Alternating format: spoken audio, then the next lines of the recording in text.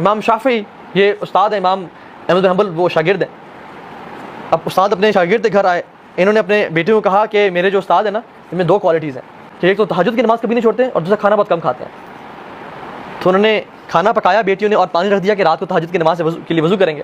صبح اٹھے تو برتن بھی پورا کا پورا بھرا ہوا تھا اور کھانا بھی زیادہ کھایا ہوا تھا. تو انہوں نے پوچھا کہ یہ کیا؟ تو انہوں نے اپنے استاد سے پوچھا کہ استاد جی یہ کیا بات ہے، سمجھ نہیں آئی. تو کہتے ہیں کہ کھانا کس نے بنایا تھا؟ تو انہوں نے کہا میری بیٹی نے بنایا تھا. تو انہوں نے کہا وہ حافظ قرآن ہے؟ کہتے ہیں جی وہ حافظ قرآن ہے. کہتے ہیں وہ اس کا معمول کیا ہے؟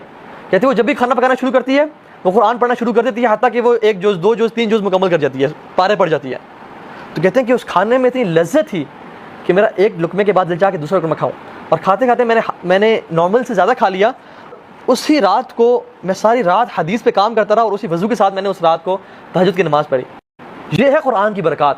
جو گھر میں عورتیں قرآن پڑھتی ہیں اور وہ کھانا بناتی ہیں تو اس گھر کی برکات ہی اور ہوتی ہیں.